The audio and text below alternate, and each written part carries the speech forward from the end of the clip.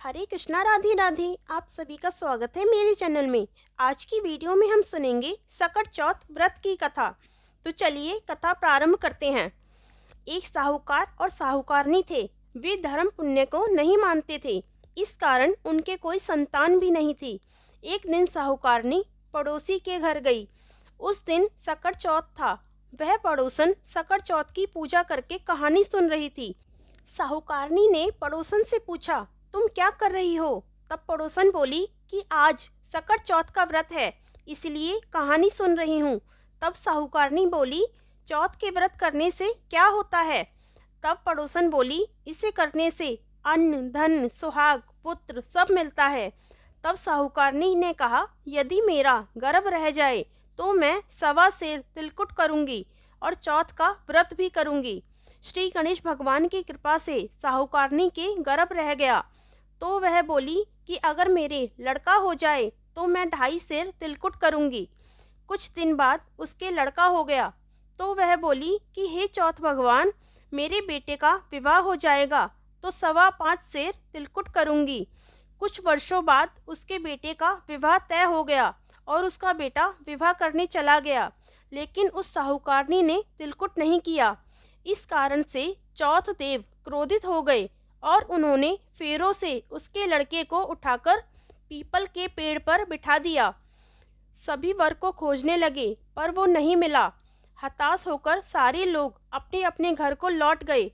इधर जिस लड़की से साहूकारनी के लड़के का विवाह होने वाला था, वह अपनी सहेलियों के साथ गणगौर पूजने के लिए जंगल में दूब लेने गई।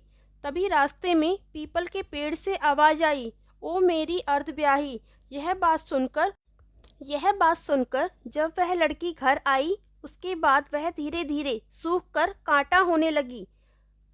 तब एक दिन उस लड़की की माँ ने कहा कि मैं तुम्हें अच्छा खिलाती हूँ, अच्छा पहनाती हूँ, फिर भी तू सूखती क्यों जा रही है? ऐसा क्या हुआ?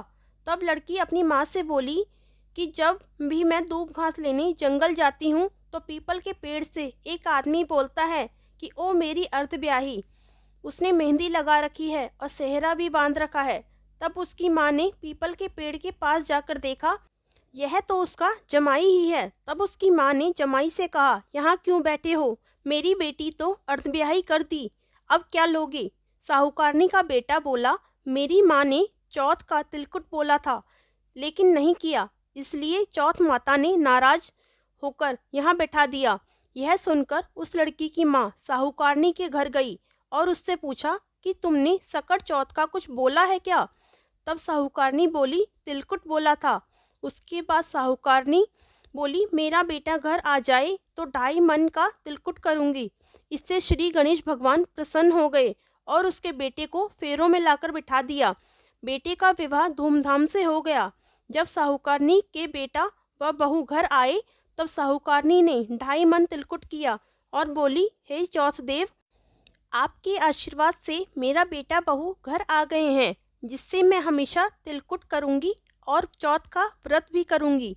तथा नगरवासियों ने भी तिलकुट के साथ चौथ का व्रत करना प्रारंभ कर दिया। ही सकट चौथ भगवान, जिस तरह साहूकारनी को बेटे और बहू से मिलवाया, वैसे ही हम सबको भी मिलवाना। इस कथा को कहने सुनने वालों का भी भला करना। बोलिए श्री गणेश भगवान की जय, सकट चौथ भगवान की जय। अगर आपको वीडियो पसंद आई हो तो वीडियो को लाइक करें और मेरे चैनल को सब्सक्राइब करें। Thanks for watching.